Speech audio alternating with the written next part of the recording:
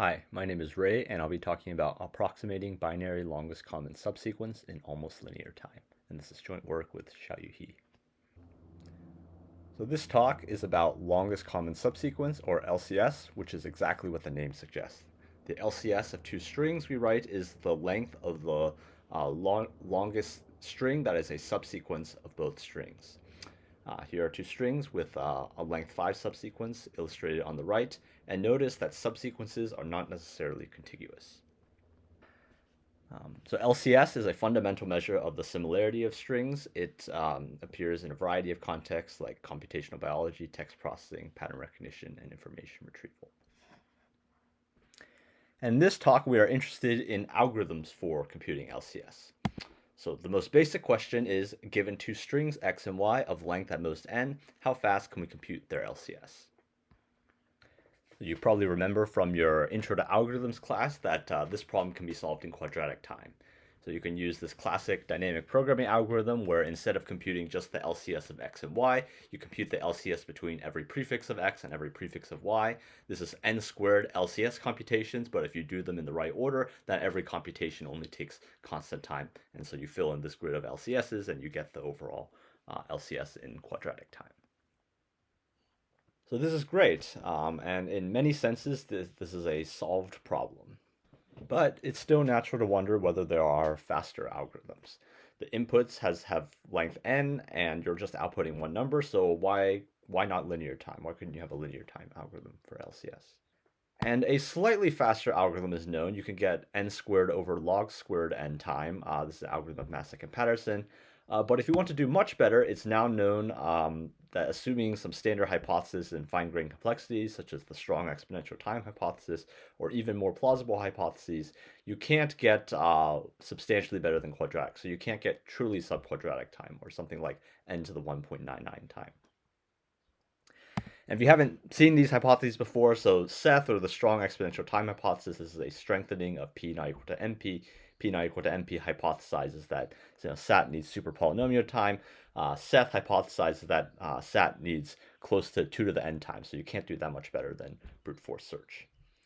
So assuming hypotheses like Seth, or even more plausible hypotheses, LCS cannot be solved in truly subquadratic time. So we have this barrier to faster algorithms. Either they don't exist, or if you found them, you would have to disprove things like Seth along the way. So what do we do when we have algorithmic barriers like this? Well, one of the things we do is we look for approximation algorithms. So a natural question is, what approximation algorithms could we have for LCS in truly subquadratic time? And if the inputs are binary, so we're working with binary strings, there is a simple 1/2 approximation in linear time. And just to remind you, by approximation, I mean we're going to output a number that is at most the length of the LCS and at least half the length of the LCS. And the algorithm is simple. You just find the longest common all zeros or all ones subsequence. So the algorithm is literally, you count the number of zeros and ones in both strings, and then you take a max of mins and you output the answer. And the reason this works is because the true LCS is at most the sum of the lengths of these two possibilities. So we have a very simple half approximation in linear time. So it's natural to wonder, well, could you do better, right? The half approximation is so simple. Could you get a half plus epsilon even in truly subquadratic time? And this was known to be doable even in close to linear time, or what we call almost linear time, if the strings are the same length. And this is a result of Rubinstein and Song. So what they show is, you pick your favorite delta, and you can get an n to the 1 plus delta time approximation that gives you a half plus epsilon approximation in that time. And epsilon is going to depend on delta. So this result crucially uses that the two strings are the same length. And what we do in this work is we remove the equal length string assumption. So we show that even if the strings are very different lengths, as long as the lengths are at most n, then you can get an n to the 1 plus delta time half plus epsilon approximation of the LCS of two binary strings. So our result builds on the result of Rubinstein and Song, but we also use some very different ideas that come from the study of error correcting codes correcting deletions. So we use techniques from a work by myself, Xiaoyu, and Venkat Guruswamy that proves the limitations of deletion error correcting codes. That result is fundamentally a combinatorics result, so you can think of our work as building a bridge between combinatorics and coding theory questions about LCS and the algorithmic questions about estimating LCS. And I'll say more about this later, but in one line, the technique we use from the deletion codes work is a structure lemma for strings, which is very roughly analogous to a Fourier transform. So this lemma classifies strings by how frequently they oscillate between zeros and ones. It gives a way of quantifying this. And then we show that if two strings kind of oscillate at similar rates, then this allows us to guarantee a long common subsequence between the two strings. So before jumping into the ideas, I want to address a question that you're probably wondering, which is why is the unequal length case harder? The results seem very similar, so why might we need new ideas? So to address this question, I will give you a summary of the algorithm of Rubinstein-Song and then explain why it doesn't work for unequal length strings, why it crucially uses if the strings are the same length. So this is the result of Rubinstein-Song, again, that there's a n to the 1.01 time half plus epsilon approximation of binary LCS if you assume the strings are equal. So the main technical contribution of the work of Rubinstein-Song is this first step, to reduce to when the two strings are balanced. And by balanced, I mean they both have n over 2 zeros and n over 2 ones. And while this may seem like a pretty natural assumption to make about your input, it turns out handling all the other cases and getting a half plus epsilon in all the other cases is pretty involved. It takes 10 pages of casework, but it can be done. But it's not trivial to work out these cases. And then once you're in the balance case, the key is to use edit distance algorithms or insertion deletion distance algorithms. So there's this basic fact that you can check that the LCS of two strings is exactly, if they're equal length, n minus the insertion deletion distance divided by 2. And by insertion deletion distance, I mean the number of edits you need to transform x into y, where insertions cost 1, deletions cost 1. And by now it's known that insertion deletion distance has a constant factor approximation in almost linear time. This is a result of Andoni and Nozatsky, but weaker versions of this result can also be used for this. So some of you watching this may be more familiar with this result as the result that edit distance has an almost linear time constant factor approximation. So edit distance is the number of edits needed to transform x into y, where insertions, deletions, and substitutions each cost 1. But edit distance and insertion deletion distance are within a factor of 2 of each other because the substitution can be simulated by the insertion plus a deletion. And so a constant factor approximation for one automatically gives you a constant factor approximation for the other. So we do indeed have this result from the edit distance results. So given this, the algorithm of Rubinstein-Song, once they reduce to the balance case, is simple. So your estimate for your LCS, it's the larger of two possibilities. So clearly the LCS is at least n over 2 because the two strings are balanced. And then you approximate the insertion deletion distance, and then you plug your approximation into the formula. And it's not hard to check that this works. So if the LCS is small, then your trivial n over 2 output will suffice. And if the LCS is large, then that means the insertion deletion distance is small, which means the constant factor approximation will still be sort of small. And so your output will also be greater than, say, 2/3 n, which is certainly a 2/3 approximation. So that's a summary of the algorithm of Rubinstein-Song. So why doesn't it work for unequal length strings? So the problem is that when the strings are different lengths, the insertion deletion distance approximations aren't helpful. So now you've got a similar formula, so that part is fine. But now suppose, say, one string has length n, the other has length 10n. Then the insertion deletion distance is always at least 9n. So even a 2 approximation for this distance, which would be a big breakthrough, would be useless for approximating LCS. So to summarize, the unequal length string case seems harder because you can't rely on this hammer of edit distance approximations to kind of make the algorithm work. So because of this, we need new ideas for handling the unequal length string case for LCS. And those new ideas come from bounds for deletion codes.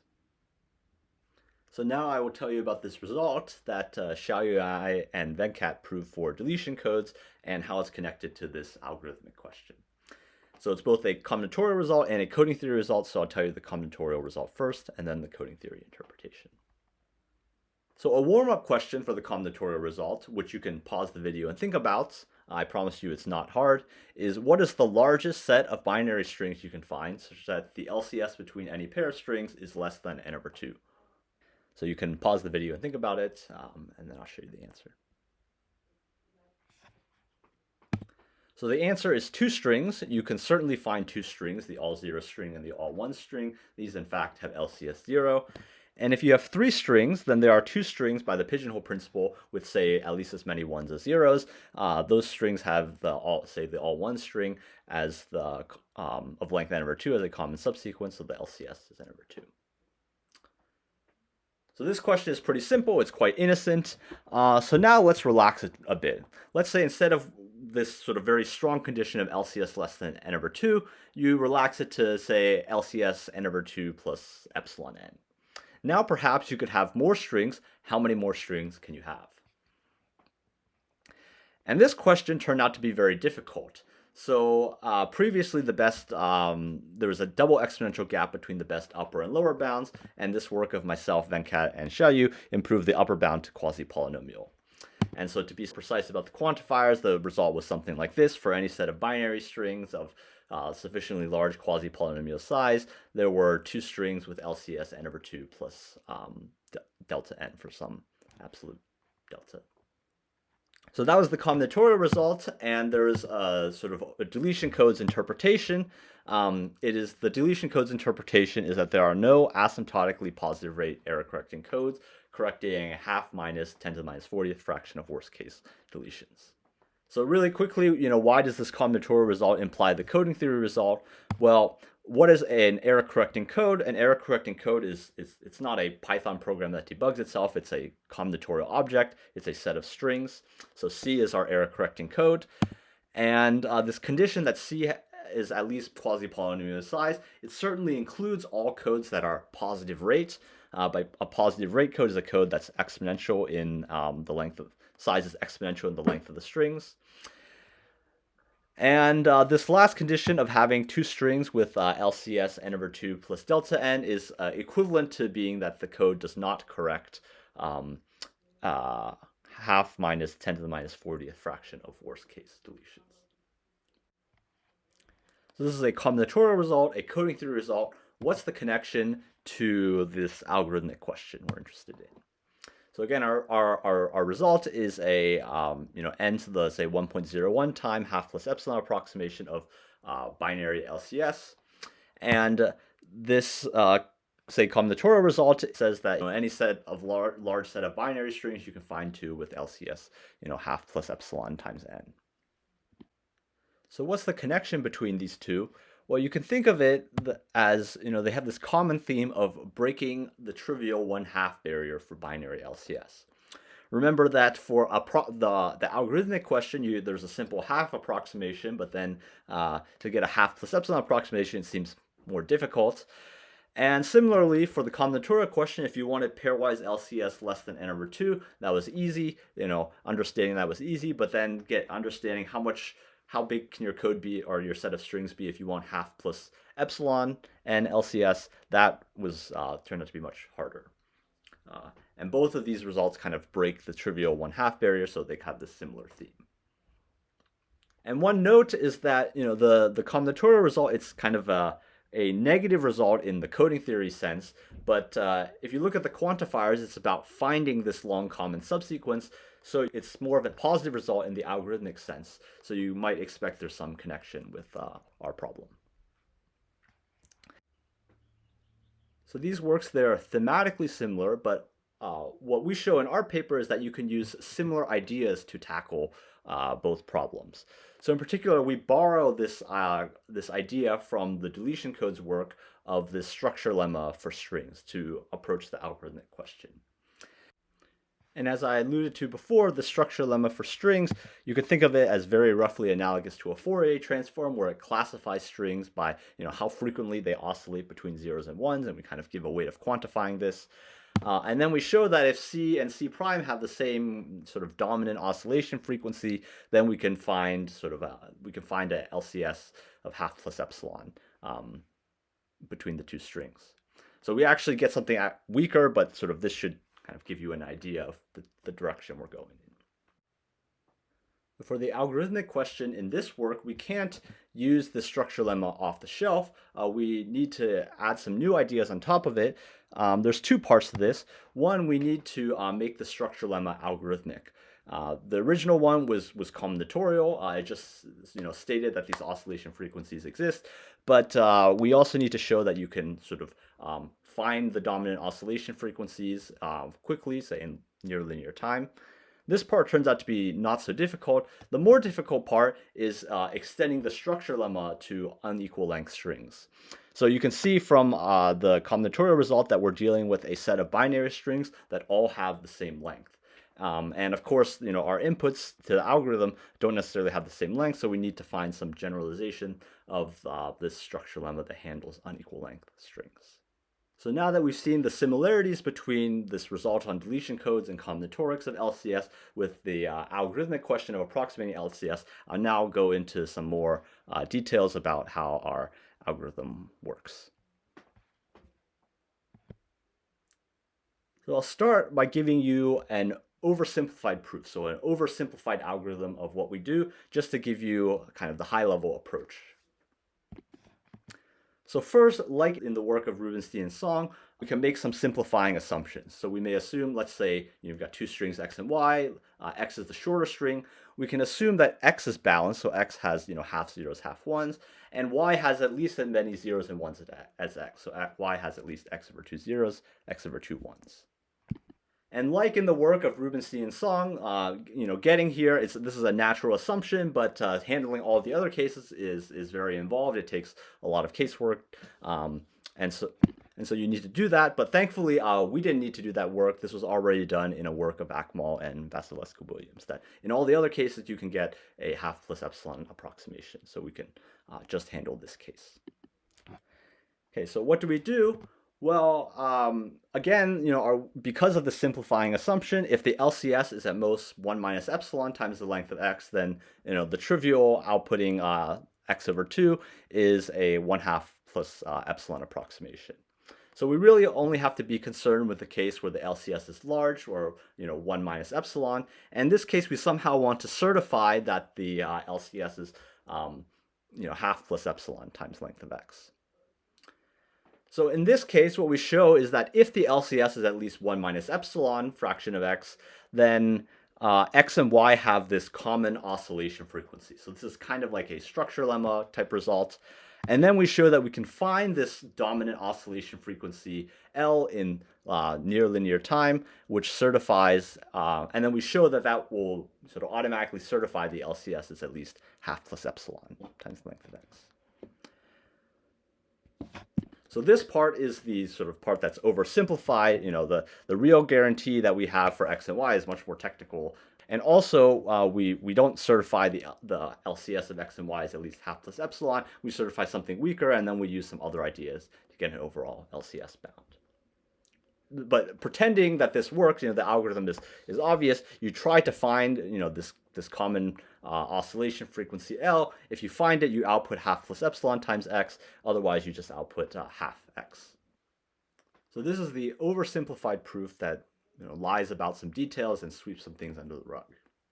So on the next slide, I will tell you about sort of the core technical idea, which is how do we quantify this common oscillation frequency? So we quantify it with these things called flags, and this is a notion introduced in the deletion codes work. So to communicate the intuition, let's pretend that our strings have the same length, just to get the idea across. And the intuition is that we want to beat span 4. Okay, so what does that mean? So you think about two strings, they have length n, and we want to find like a 1/2 plus epsilon LCS. And let's say the strings are balanced, so there's a trivial matching of n over 2 where you match, say, all the ones. So we're going to start with this matching and try to find judicious places to switch from matching ones to matching zeros and where we can get an advantage. And what does it mean to get an advantage? Well, initially, what does our matching do? There's 2n bits between the two strings, and we get an LCS of n over 2. So one LCS bit uses 4 bits between the two strings. And if we locally can find places where we can get an LCS bit for less than 4 bits, say 3 bits, and we can do this in kind of a constant fraction of the places in some sense, then we get an overall epsilon gain in the LCS. So flags indicate or flag where in the string we might be able to do this. So we define an L flag is an index I such that more than 10 times L minus 1 zeros appear between the ith and the I plus Lth one. So here's an example of a string that's pretty regular, and the highlighted ones correspond to 2 flags. And so these flags indicate that there's a zero-rich region ahead. So if you've got an L flag, and let's suppose you've got another string that is sort of, say, balanced in intervals of length roughly L, then what you can do is a flag indicates a zero-rich region ahead. So a region where it's almost all zeros, you take all those zeros, and then you match it with the sort of balance section. And so now, in the first string, you get 10 L LCS bits for roughly 10 L bits in the first string, and maybe 20 L bits in the second string because it's roughly balanced. This gives you sort of span 3, where you're getting 1 LCS bit for 3 bits between the two strings. So from this, you can see that it's advantageous to have lots of flags if you want to find a long common subsequence. And what our structure lemma shows is you can get that in a string with some technical things, and you can get some other things that we also need for the algorithm to work. And if you want to know more about the details, you can read our paper. So this is the key definition, and we can combine this with ideas from, for example, edit distance algorithms. So remember, our dream proof was to say, if our LCS is at least 1 minus epsilon, then we have some way of certifying the LCS is half plus epsilon times x. We can't do that using our oscillation frequency structure lemma framework. We can show something slightly weaker, that if your LCS is 1 minus epsilon, you can find a substring such that the substring matches well with some advantage into y. And then you can certify rectangles as you do in the edit distance algorithm, where you have your one string on the horizontal axis, the other string on the vertical axis, and you certify LCS between substrings, and then you somehow piece these together to get an overall LCS that's half plus epsilon. But you can read our paper for more details. There's some extra ideas you need to do, because if, say, y is length n and x is length square root n, then the number of intervals when you discretize is large. But again, read our paper if you want more details. So to summarize, we gave a half plus epsilon approximation for the LCS of 2 binary strings. We extend a previous result of Rubinstein and Song handling, which got the same result but only for equal length strings. We handle unequal length strings, overcoming the edit distance barrier, and we prove it. We give this algorithm by finding this connection to deletion codes and this combinatorial question of LCS. And our techniques include the string Fourier transform, the structure lemma that classifies strings by their oscillation frequencies, and these techniques about certifying rectangles. So that's all. Thanks for your time.